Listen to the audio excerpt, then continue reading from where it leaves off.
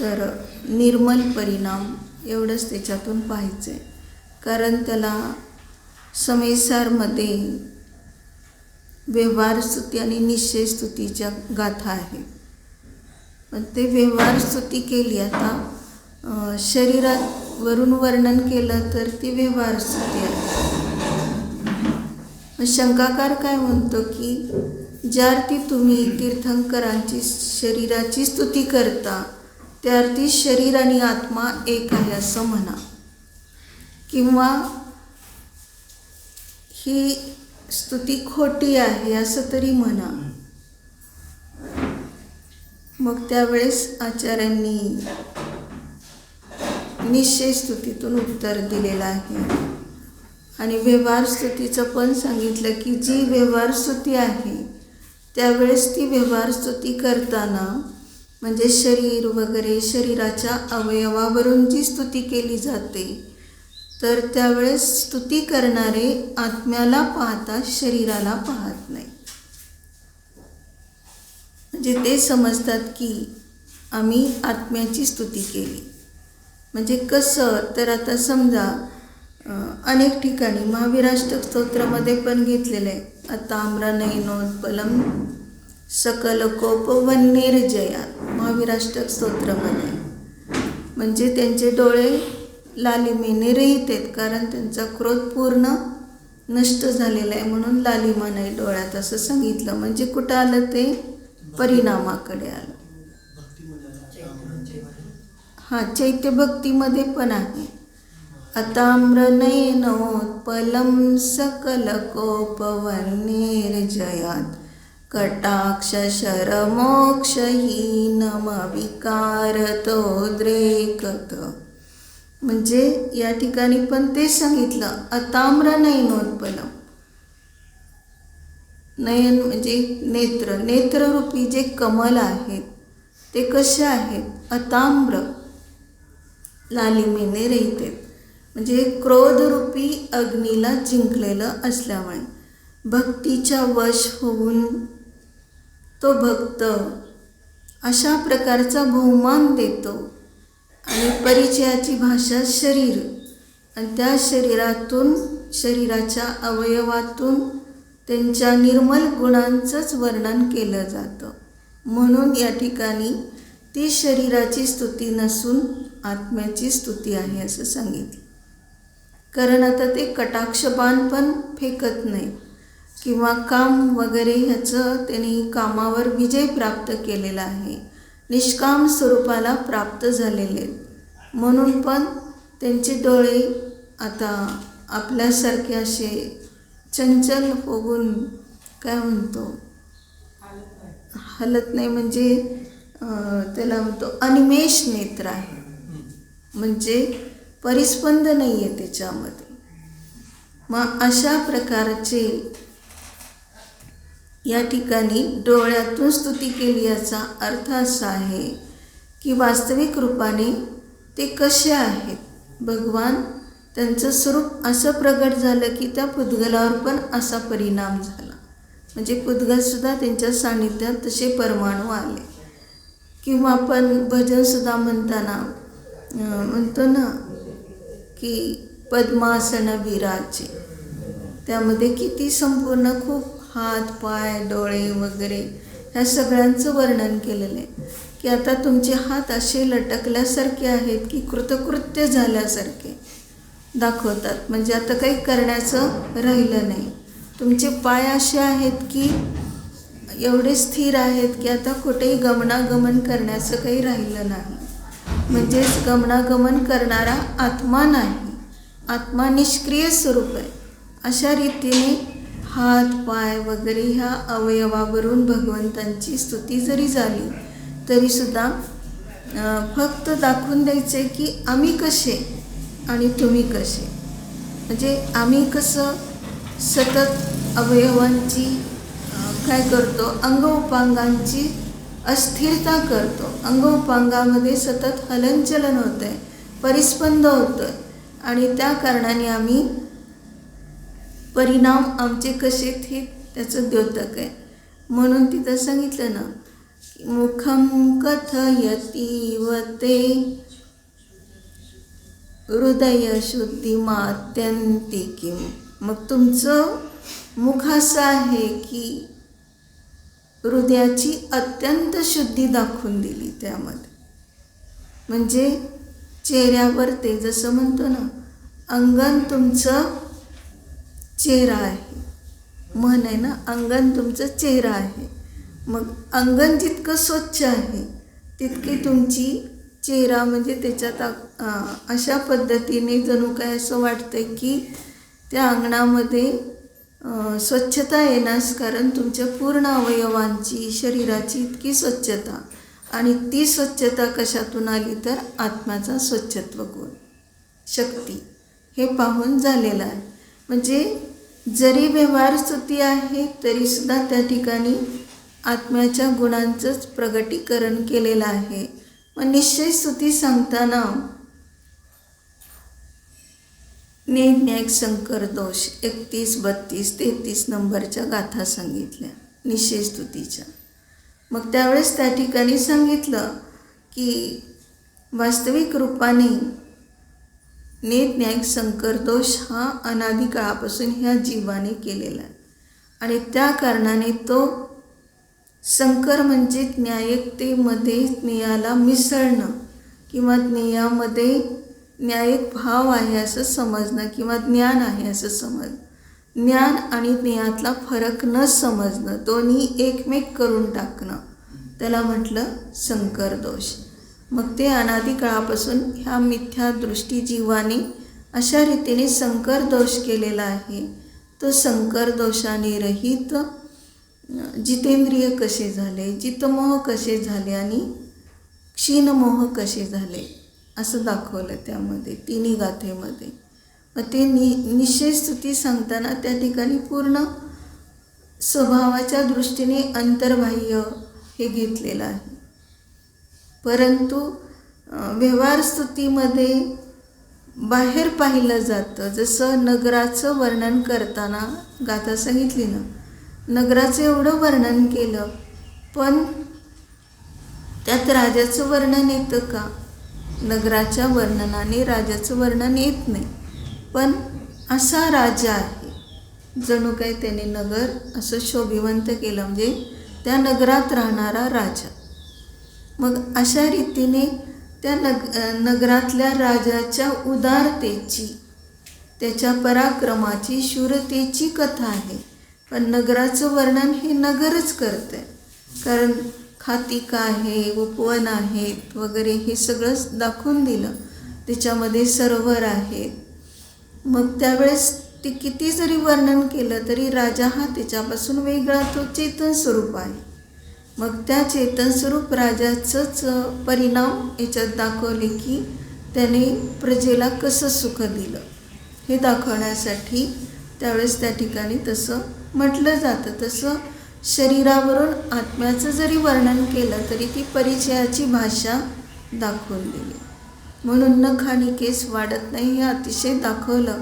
तसं ते आता आमच्यामध्ये ते अतिशय का म्हटलं तर तसं दिसत नाही. अतिशय ते अतिशय कशाला म्हणायचं? उल्लंघन करणे. ज्याने ह्या विभावांचं उल्लंघन केलेलं आहे ते अतिशय. कारण ह्या मलिनतेला त्यांनी आता स्वीकारलेलं नाही. अंतरंगातूनच स्वभावामध्ये निर्मलता आहे, स्वभाव सुखमय आहे, स्वभाव शांती स्वरूप आहे हे दाखवून देण्यासाठी कदाचित तसं शरीराच्या मलिनतेला कसं दूर केलं हे दाखवलं जातं. आता पाहायचं आहे आम्हाला गाथा नंबर 42 आहे. प्रभूच्या शरीराची नीलकमलांच्या माध्यमातून महिमा दाखवतात. सोहई शरीरम तुह बहु दिव्यन जन नयन बिंबवी छुरियम परिसमयमाच्यम च चारुतरल निलुपले हिंव.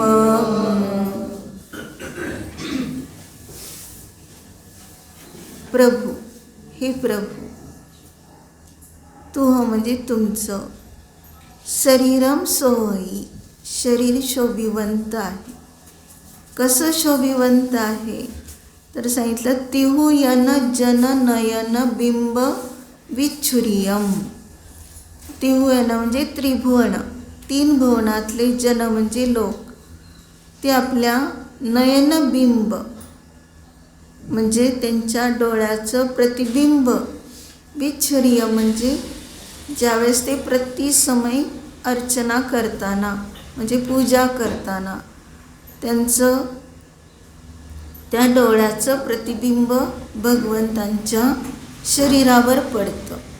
आणि मग त्यावेळेस अनेक लोक मिळून जेव्हा किंवा अनेक इंद्र वगैरे मिळून पूजा करतात त्यावेळेला सगळ्यांच्या डोळ्यांचं प्रतिबिंब भगवंतांच्या शरीरावर पडतं.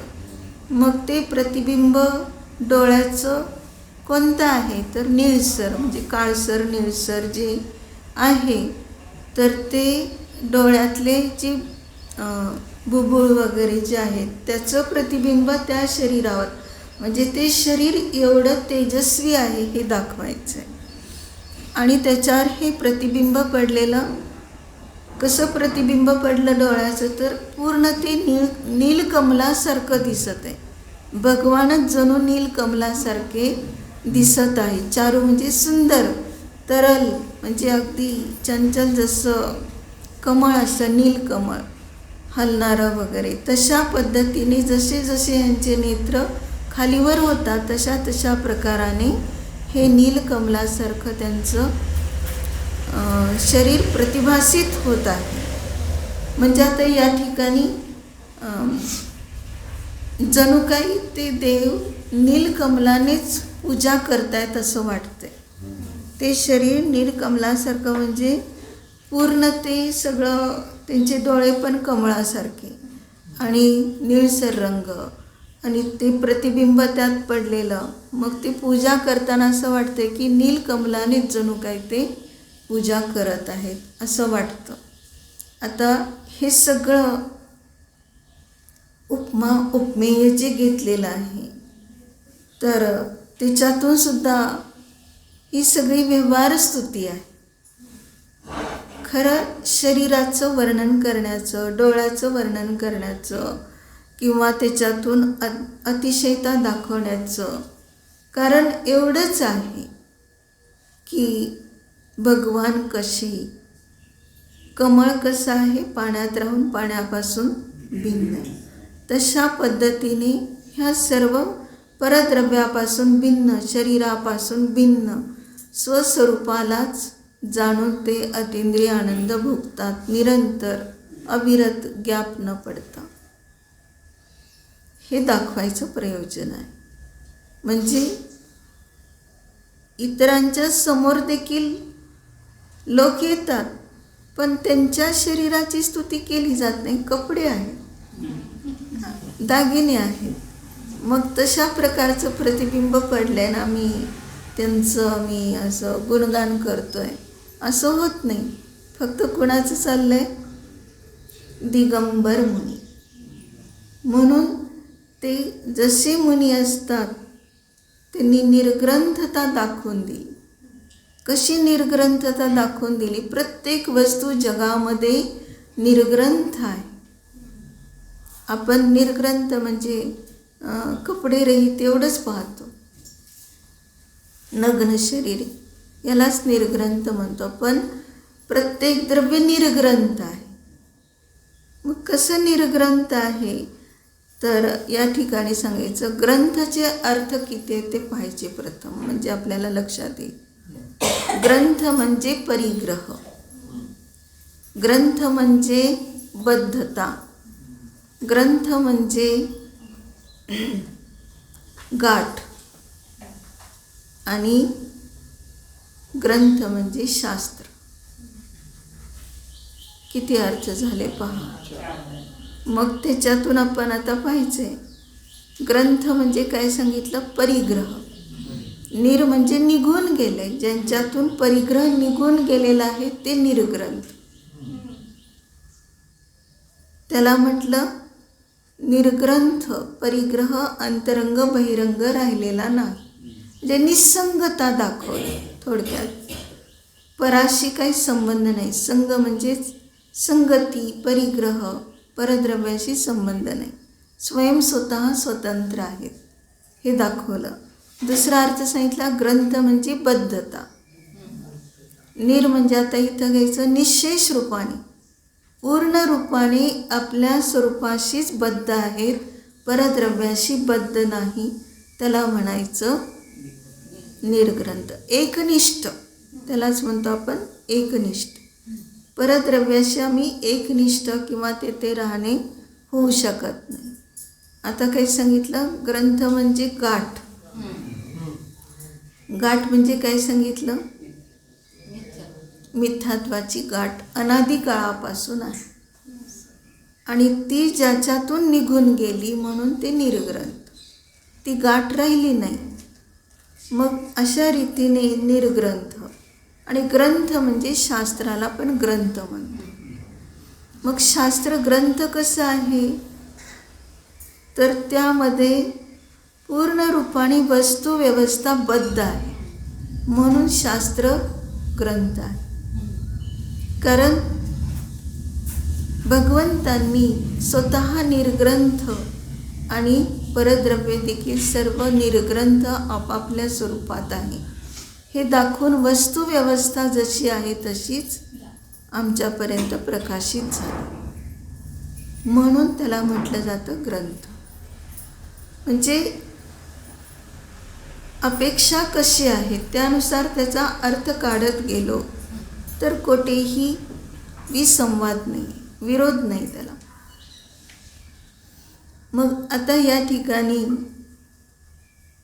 आपण जी स्तुती करतो ती स्तुती कशी आहे तर चैत्यभक्तीमध्ये पण घेतलं ना, निरंबर मनोहरम प्रकृतिरूप निर्दोषतम निरायुध सुनिर्भयम विगत हिंसाक्रमात. मग तिथं सांगितलं निरंबर, अंबररहित. अंबर म्हणजे वस्त्र, अंबररहित म्हणजे वस्त्ररहित असं शोभिवंत शरीर म्हटलं. प्रकृतिरूप निर्दोषत, कारण वस्त्र का नाही त्याच्यावर ते सांगितलं की त्यांना प्रकृती म्हणजे स्वाभाविक निर्दोषता अशी प्रगट झालेली आहे की वस्त्र घालून शरीराला झाकण्याची, दोषमय राहण्याची आवश्यकता नाही. शरीरावर वस्त्र घालण्याची गरज फक्त शरीराला शोभा नाही तर त्यामध्ये परिणाम पाहिजे. शरीर उघडं कोणाला दाखवायचं नाही, लाज आहे तिथं. ह्या परिणामाने वस्त्र घालतो पण ते परिणाम लक्षात येत नाहीत म्हणून म्हणजे आपण शरीर झाकण्यासाठी म्हटलं थोडक्यात. मग ते शरीराचे अवयव वगैरे का दाखवायचे नाही दुसऱ्याला, लाज कशाची. तर या ठिकाणी विभाव परिणती जी आहे त्या विभाव परिणतीचं फळ असं की त्या शरीराला झाकावं वाटतं. पण आता तेही त्यालाही गौण करून लोक आता काय करतात, शरीर किती उघडं ठेवता येईल तेवढं ठेवतात. कारण वस्त्र इकडून तिकडून फॅशन, सगळीकडून पाठ दाखवतात, कंबर दाखवतात, अजून काय काय दाखवायचं असतं, पाय हात वगैरे सगळं अशा प्रकारचे वस्त्र. मग ते वस्त्र घालून त्या ठिकाणी काय फॅशनेबल वस्त्र घालून काय दाखवतो त्या ठिकाणी शरीराचं ममत्व. आणि वस्त्र पूर्ण घालणं म्हणजे त्या ठिकाणी आणखीन त्या ममत्वाचं पोषण करणारे विभाव परिणाम. आणि ते सगळं काय आता भगवंतामध्ये राहिलं नाही म्हणून सांगितलं निरंबर मनोहरम प्रकृतिरूप निर्दोषत. स्वाभाविक निर्दोषता प्रगट झालेली असल्यामुळे या ठिकाणी वस्त्राची गरज राहिली. म्हणजे शरीराचा मोह हा प्रथम येतो. बाळ जन्माला आल्यानंतर ते निर्ग्रंथ असतं. त्या शरीरावर काहीच नसतं, दागिने नाहीत, कपडे नाहीत जन्माला येताना. पण लागलीच त्याच्यावर दागिने कपडे चढवले जातात. म्हणजेच आम्ही काय करतो, आम्ही त्याला परिग्रही करतो.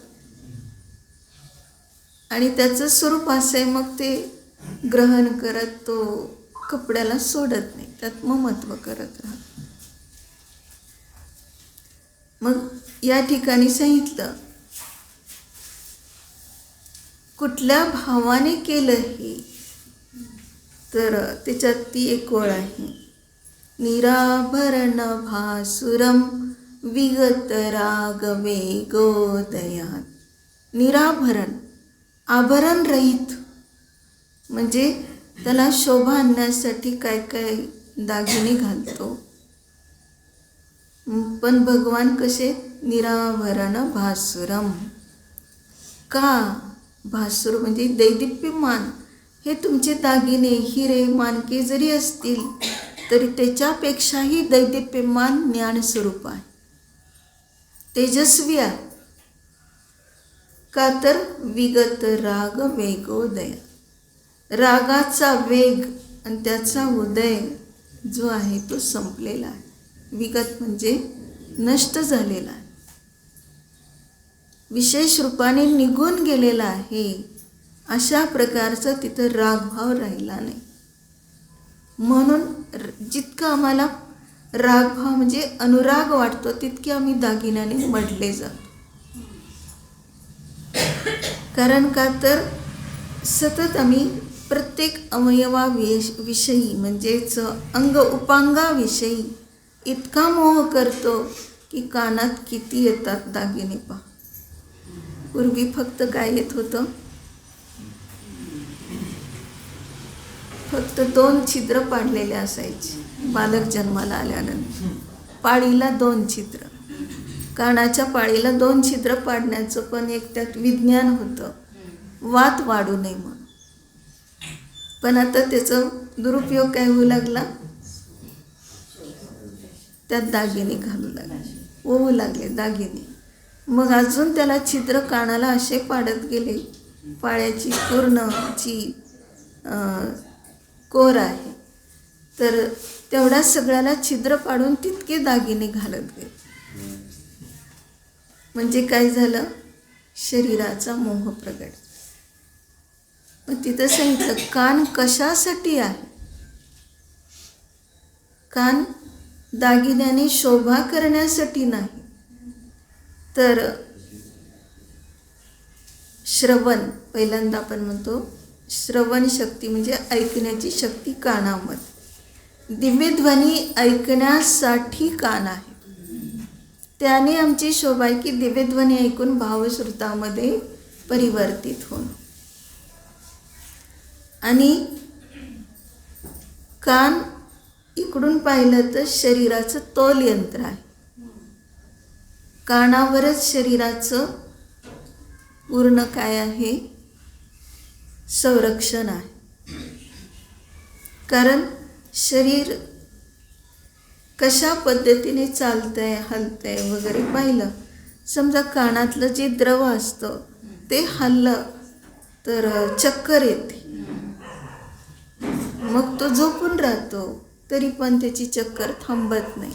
हात पाय हलणं वगैरे हे सगळं कठीण होऊन जातं. मग त्याला आपण म्हणतो की तुम्ही आता कानाचे काय करा, मानेचे व्यायाम करा असं म्हणतो. मानेचे व्यायाम म्हणजे काय आहे, मान म्हणजे काय, मानचा अर्थ काय होतो, 2 अर्थ आहेत. मान म्हणजे गर्व, अहंकार, आणि मान म्हणजे ज्ञान, हे मुख्य आहे. म्हणजे त्याची व्यायाम करायची म्हणजे हलनचलन मानेची करायची म्हणजे ज्ञानाची. म्हणजे ज्ञानाचं प्रत्येक समयात परिवर्तन चाललेलं आहे उत्पाद वे द्रव्य रूपाने. आणि मग त्यावेळेस आपण जर म्हणू की नको आम्हाला आता जास्त शास्त्र ऐकायला, रोज ते आत्मा ऐकून ऐकून कंटाळा आला आहे, कळलं आता एकदा आम्हाला. मग अशा रीतीने आम्ही त्याच्यातलं स्वरूप समजत ज्ञानोपयोगाला सुरक्षित ठेवायचे, कानाला सुरक्षित ठेवायचे मानेने म्हणजेच कशाने? ज्ञानाने. आणि कानाला सुरक्षित म्हणजे दिव्यध्वनी ऐकून स्वभावामध्ये राहणं, आगमशास्त्र वाचून ऐकून स्वभावात येणं. तर अशा प्रकाराने हे संरक्षण आत्म्याचं, ज्ञानाचं, ज्ञानामध्ये राहू लागलं तर कसल्याही प्रकाराने आपल्याला कान दुखणार नाहीत. म्हणजे मानेचे व्यायाम करण्याची आवश्यकता त्या कारणाने आली की ज्ञानात राहत नाही, सारखं ज्ञानामध्ये भटक. मानेचे व्यायाम म्हणजे ज्ञानात भटकणं ज्ञान. तर आम्हाला तशा प्रकारचं ज्ञानात भटकून इष्ट अनिष्ट बुद्धी करायची नाही, समता स्वरूपात राहायचं आहे. जितकं आम्ही समता स्वरूपात राहतो तेवढी सगळी विषमता नष्ट होते. मग ते अंग उपांगातून भलेही त्याचं वर्णन केलं असेल, पण तरीसुद्धा त्याच्या माध्यमातून आम्ही ते परिणाम पाहायचे आहेत की आत्मा कसे परिणाम करतो, आत्म्यामध्ये कशी निर्मलता आहे. त्या निर्मलतेप्रमाणे जर तो विषय करत राहिला, कारण आत्मा केव्हाही विशुद्धच आहे, शुद्धात्मा म्हणतो त्याला. मग त्या शुद्धात्म्याचा विषय केला, मग केव्हाही तुम्ही विषय करा त्याचा, त्या वेळेला फक्त शुद्ध स्वरूपच प्रगट होईल, म्हणजेच अतिंद्रिय आनंद. मग याच्यामध्ये आपण पाहिलं की विषय बाहेरचे केले की केवढी आकुलता आहे, किती दुःख आहे, कसे परिणाम आपले परद्रव्यात भटकतात, हे समजणं आवश्यक आहे. कारण का? तर परद्रव्याचे विषय अनेक आहेत, पण निजध्रुवाचा विषय एकच आहे. जितके नमुने वाढले, म्हणतो ना 56 प्रकार पक्वान्नाचे खाणारा 56 दिवसात मरतो. म्हणजे त्याचं कारण काय? तर प्रकार वाढले की त्याचं पोट बिघडलं, सगळंच काम गेलं, कामातून गेलं. म्हणून कसं आहे की वास्तविक रूपाने जे नैसर्गिक स्वरूप आहे त्या स्वरूपाला बिघडून सेवन करायचं. नैसर्गिक रूप प्रत्येक द्रव्याचं निर्ग्रंथ सांगितलं. मग आता या ठिकाणी जीव निर्ग्रंथ आहे म्हणजेच काय आहे? नियमसारमध्ये एक कलश आहे. निर्मुक्त संगनिकरम परमात्मतत्वम निर्दोषमनघम परद्रव्यभिन्नम. काय सांगितलं? निर्मुक्त संगनिकरम. संग म्हणजे परिग्रह, संग म्हणजे जे जे परद्रव्य विषयक विचार, त्यापासून, निकर म्हणजे त्या समूहापासून निर्मुक्त, निशेष रूपाने मुक्त आहे असं आपलं परमात्म तत्व आहे. निर्दोष रूप मनघम. आणि आमचं स्वरूप निर्दोष, कारण परमात्मा दोष आम्हाला स्पर्श करतच नाही. हे सगळे 18 दोष काल्पनिक आहे. कल्पनेतून वाटतंय भूक लागली, कल्पनेतून वाटतंय तहान लागली, थंडी वाजते, गरम होत आहे. म्हणतो खरंच आहे की कल्पना कुठे आहे? अरे आत्म्याला काही स्पर्शच नाही म्हटल्यानंतर आत्मा काही ह्या अन्न, हवा, पाणी ह्याच्यावर जगतच नाही, चैतन्य प्राणावर जगतंय. मग कल्पनाच आहे ना खाणं पिणं वगैरे. आता मला बरं वाटतं, एवढी कडाडून भूक लागली होती, भोजन केलं, उत्कृष्ट तृप्ती होईपर्यंत आता बरं वाटतं. किती वेळ बरं वाटलं? शाश्वत. आता परत भूक लागणार नाही. ज्यामध्ये परत भूक लागते, ज्यामध्ये पुन्हा तहान लागते, ज्यामध्ये पुन्हा पुन्हा ऋतू परिवर्तनाप्रमाणे थंडी उष्णता वाटते, तर ते ते विभाव आहेत, ते स्वरूप नाही. ते जीवाचं स्वरूप नाही, बदलणारं स्वरूप नसतं. ज्यामध्ये नमुने असतात ते जीवाचं स्वरूप नाही. ज्यामध्ये अनेक प्रकाराने त्रस्त होतो नियार्थ परिणमन करून, ते जीवाचं स्वरूप होऊ शकत. कारण जितके नमुने आले तितकी त्याची चंचलता वाढली, तितकी त्याच्यामध्ये व्यग्रता झाली, विकल्प झाले. पहा 24 तीर्थंकर आहे. इथं असं काही कुठले एक तीर्थंकर घेऊन त्यांची स्तुती केली आहे असं नाही. सामान्य रूपाने आत्मा कसा असतो हे आत्म्याचं स्वरूप प्रत्येकामध्ये विद्यमान आहे, हे आम्हाला याच्यामध्ये पाहायचं आहे. कारण आता सगळे सिद्ध अनंतानंत जेवढे आहेत ते समान आहे, किंचित मात्रही त्यात फरक नाही. आपण आपल्या मोहाच्या दृष्टीने म्हणतो आदिनाथ भगवान प्रथम तीर्थंकर व्यवहार चालवण्यासाठी, 24वे तीर्थंकर महावीर भगवान, आणि परत त्यात कोणी भेद करून म्हणतो शांतीनाथ भगवान शांती देणारे, पार्श्वनाथ भगवान विघ्नहरण करणारे. किती आपली बुद्धी अजून ह्या संसारात पडलेली आहे. कुठलं विघ्न आहे तुला की जेणेकरून पार्श्वनाथाचा धावा करतोयस? कुठं काही घडलं थोडासा चमत्कार की म्हणतो माझ्याही जीवनात घडू दे. कारण रैवावतामध्ये पद्मावती आली त्या गुणधराला आणि त्याला प्रसन्न होऊन पार्श्वनाथाची रत्नाची मूर्ती देते, रत्नहार देते, अजून खूप काही सन्मान वगैरे करून वस्त्र अलंकार देते, सोन्याचं खुरपं देते. खुरप्यासाठीच तो आलेला, त्याने काही मागितलं नव्हतं, पद्मावतीने दिलं. कारण त्या खुरप्याला वेढा घातलेला असतो सर्पाने, त्याला ते घेता येत नसतं.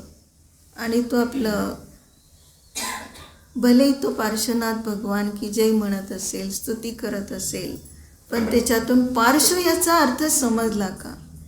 पार्श्व म्हणजे निकट, जवळ. पारसनाथ म्हणतो सावरिया पारसनाथ भले विराजेची. जे शिखरजीला जातात आणि ते म्हणतात काय तुमची टूक एवढी उंच, आणि आम्ही तिथंही असतोपर्यंत आमचं सगळं पाणी पाणी होते. म्हणून त्या ठिकाणी त्यांनी भजन केलं भक्ताने, भले विराजेची. मग या ठिकाणी तुम्ही चांगल्या रीतीने उंच जाऊन विराजमान झालेला. मग या वास्तविक रूपाने पारस म्हणजे निकट, उंच नाही, दूर नाही, आपल्या जवळ हा पारस आहे. आणि त्याला पार्श्व म्हणजे जवळ, पार्श्व म्हणजे बाजू. मग आपण बाजू म्हणजे काय पाहतो? नय, नयाच्या अपेक्षेने पाहिलं पार्श्व, जवळ निकटतेच्या अपेक्षेने पाहिलं पार्श्व, माझ्या जवळच हा भगवान आत्मा आहे. आणि पारस म्हणजे पारसमणी, तिकडं गेलं चित्ता. भगवान पारसमणीसारखे लोहे काजो कंचन कर दे. मग फिर क्यों न कल्याण हो. कल्याण म्हणजे सोनं. फक्त त्या पारसमण्याला लोखंडाचा स्पर्श झाला की त्याचं कल्याण म्हणजे सोनं होतं आहे. मग मी तर एवढा अज्ञानी मूर्ख आहे, लोखंडासारखा. हे पार्श्वनाथ भगवान, तुमच्या स्पर्शाने मला माझं आत्मकल्याण होणार नाही का? सोनं होणार नाही का? मला पण ह्या संसारातून उद्धार कर, असं भक्त स्तुती करतात, भजन म्हणतात. पण वास्तविक रूपाने जर समजलं की पारशा आपल्या जवळच आहे, पारसमणीसुद्धा म्हणजे तो पारसमणी लोखंडाचं सोनं करतो अशी आख्यायिका आहे. मग होत पण असेल, म्हणजे काल्पनिक नाही आहे, होत आहे तसं. मग तेवढं लोखंडाचं सोनं होण्यासाठी लोखंडात बुद्धी नको आणि सोन्यात बुद्धी पाहिजे. म्हणजे लोखंड म्हटलं की नको वाटतंय, पण लोखंडाचे गुणधर्म लोखंडामध्ये आणि सोन्याचे सोन्यामध्ये. आता ते आकर्षित करून घेते, लोखंड आकर्षित करून घेत नाही, विकर्षित करते. आणि सोनं आकर्षित करते. त्याच्यात तेज गुण आहे की जेणेकरून त्याचे फायदे पण भरपूर होतात त्या सोन्याचे. मग त्या पद्धतीने जर पाहिलं, शक्तिवर्धक आहे, तेजवर्धक आहे, हे शरीरासाठी घेतलं. पण तीच उपमा कशाला दिली की माझा आत्मा पारसमण्यासारखा आहे आणि त्यामध्ये हे सगळे अनंत गुणांचं वैभव रत्नमय होते. ते सगळं त्याच्या स्पर्शाने, म्हणजे त्याला फक्त जाणलेलं असताना, स्पर्श म्हणजे ज्ञानाचा स्पर्श. सर्व ठिकाणी समयसारमध्ये असं सांगितलं, सम्यक दर्शन म्हणजे ज्ञानाचा स्पर्श आहे, सम्यक ज्ञान म्हणजे ज्ञानाचा स्पर्श केला आहे आणि सम्यक चारित्र्य म्हणजे ज्ञानाचा स्पर्श आहे. आता स्पर्श म्हणजे साक्षात असा स्पर्श घ्यायचा नाही, म्हणजे जे जे काय आहे रत्नत्रय ते सर्व ज्ञानमयच आहे, ज्ञान स्वरूपाने जाणलेलं आहे असं समजून घ्यायचं आहे. मग तसं आम्ही जे जे काही आमच्या बुद्धीमध्ये येत आहे, क्षमामध्ये येत आहे, तर ते सुद्धा आपलं स्वरूपच जाणीवीत घेण्याची योग्यता आहे त्यामध्ये. मतिशुद्ध ज्ञानाने सुद्धा आम्ही काय करू शकतो, शुद्धात्म्याचा विषय करून अतींद्रिय आनंदाला प्राप्त होऊ शकतो. मग हेच आम्हाला सगळ्यामध्ये हेच प्रयोजन आहे.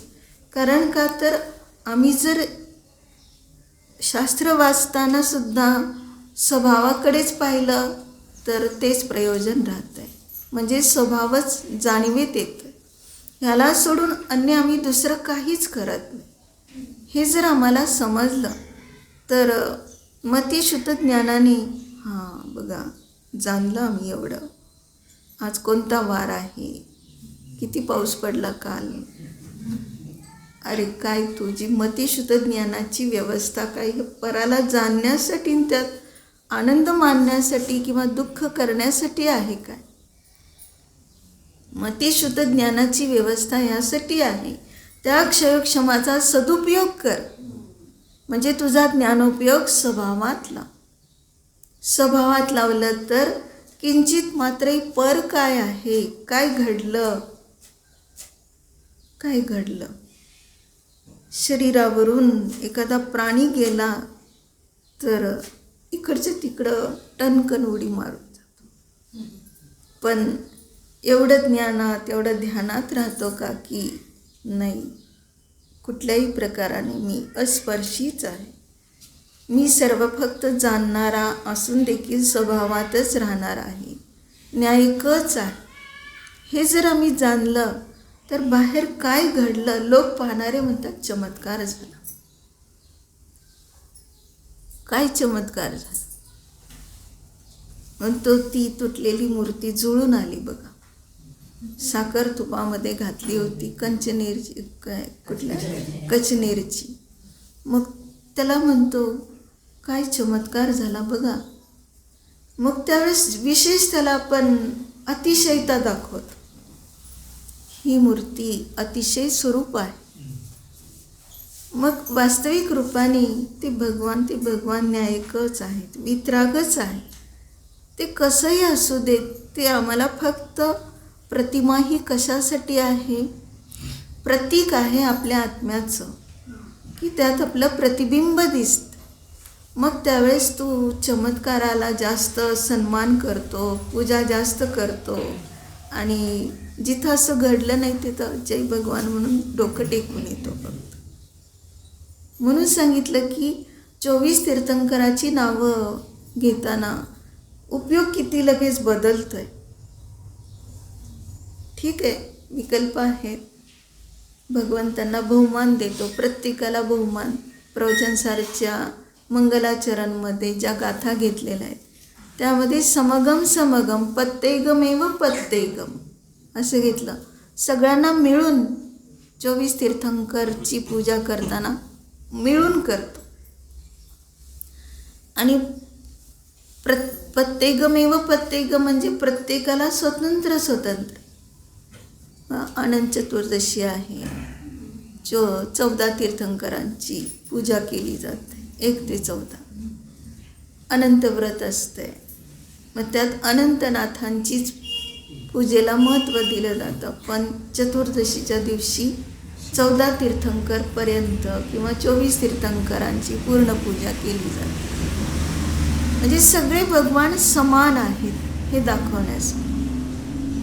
जेव्हा मिळून करतो तेव्हा आपल्याला वेळ नसतो. देव शास्त्र गुरु पूजा करताना कोणाकोणाला घेतलं त्यातच वेळ नाही. देव शास्त्र गुरु आणखीन कोण येतं त्याच्यात? 20 तीर्थंकर. आणखीन कोण आहे?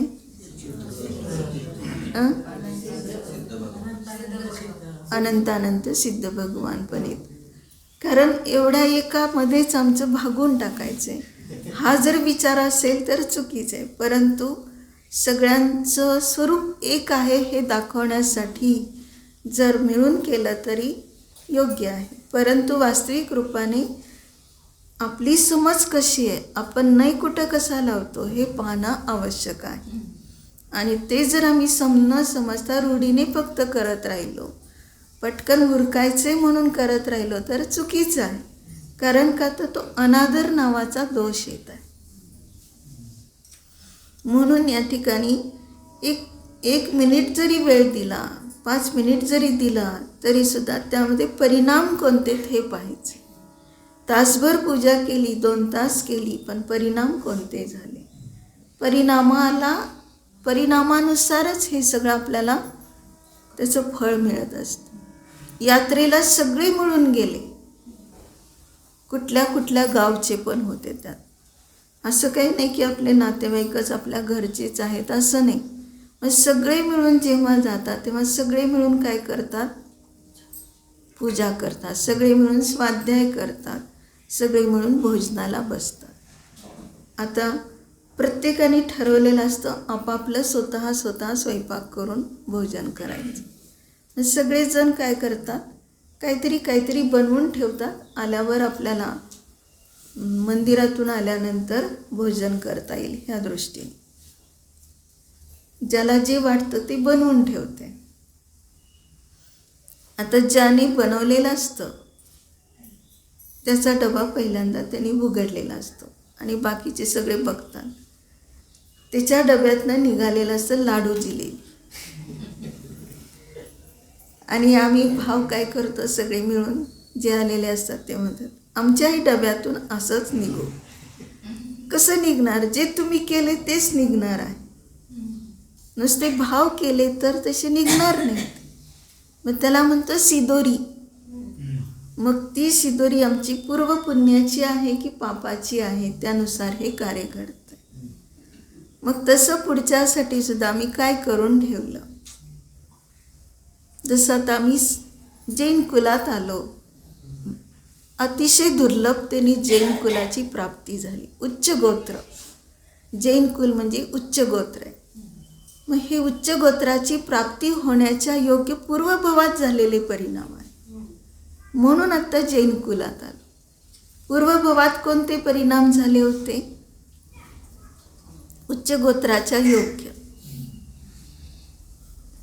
स्वतःची निंदा आणि पराची प्रशंसा. सतत आपले दोष पाहून तो काय करतो? निंदा करतो. माझं हे चुकतं आहे. आपण काय करतो? ग्लासमध्ये ठेवलेला असतो भरून, मध्येच ठेवला आहे कोणीतरी, मग तो दुधाचा असेल पाण्याचा असेल, कोणतरी येऊन ठेस काढतो, ते सांडतं. मग तो ठेस काढणारा काय म्हणतो? काय मध्ये ठेवलं आहे कळत नाही एवढं. म्हणजे दोष कुणाला दिला? ठेवणाऱ्याला का ठेच करणाऱ्या स्वतःला, तर स्वतःचीच निंदा करणं म्हणजे मीच पाहून चाललो नाही, ह्यांचं काही चुकीचं नाही आहे. म्हणजे पराकडे न पाहणं, पराचे उलट गुण पाहणे आणि आपले दोष पाहणं. मग ह्या निमित्तात काय घडलं, पुण्यबंध उच्च गोत्राचा बंद झाला आणि मग तो जैन कुलात आला. आता फक्त कशासाठी सांगितलं आहे की आपले परिणाम आता पुन्हा तसे होतात का, स्वतःचं गुण पाहिजे म्हणजे आत्मप्रशंसा करायची आणि पराची निंदा करायची, त्याचे दोष पाहायचे, गुण झाकायचे, आपले नसलेले गुण प्रगट करायचे, दोष झाकायचे. ही परिणती जर होते आता, तर पुढचं काही भविष्य बरोबर नाही. म्हणजे पुढे आम्ही कोणत्या गोत्रात जाणार, म्हणजे आम्ही वास्तविक रूपाने जिनधर्म निवासित, जैन धर्मामध्येच माझा निवास असं म्हणतो दर्शन पाठणं. संचितोपी दरिद्रोपी शाट चेटोपी, दास झालो तरी चालेल, काही असले तरी चालेल, पण जिनधर्म निवास असो. म्हणजे आम्हाला सगळ्याला प्रीतीपूर्वक हे शास्त्र ऐकण्याची इच्छा आहे, याचा अर्थच भव्य आहे. तुझी दुर्लभतेने प्राप्त झालेला ह्या मनुष्यभावाचा देखील आम्ही उपयोग चांगला करून घेत आहोत. पण सम्यक दर्शन प्राप्त करून दृढता वाढवणं अतिशय आवश्यक आहे. सम्यक दर्शन झालं, पण जबाबदारी त्याची फार मोठी आहे की ते सम्यक दर्शन हरवायचं नाही. ते रत्न आहे, ते आम्हाला दुसऱ्या भवात पण घेऊन जायचं, ही मोठी जबाबदारी. आणि ते जर आम्ही स्वीकारली नाही, झाले सम्यक दर्शन, त्याच ताटात राहिलो. म्हणून मान म्हणजे मान, अहंकार, त्या अहंकाराने सगळं नष्ट होत आहे. मान म्हणजे ज्ञान, ज्ञानात राहतं, ज्ञानात राहिलं तर सगळं काही आपल्याला अवगत होत आहे आणि आपण यामध्ये ज्ञानस्वरूपामध्ये राहून प्रत्येक समय कुशल राहू शकतो. आमची ज्ञानाची पर्याय ही कधी अज्ञानरूप होऊ द्यायची नाही, ज्ञानाची पर्याय कधी ज्ञात भटकू द्यायची नाही, ज्ञानाची पर्याय इष्ट अनिष्ट बुद्धी लागू द्यायची नाही. त्याला सतत आम्ही समता स्वरूपात आहोत हे जाणून स्वभावात राहणं आवश्यक.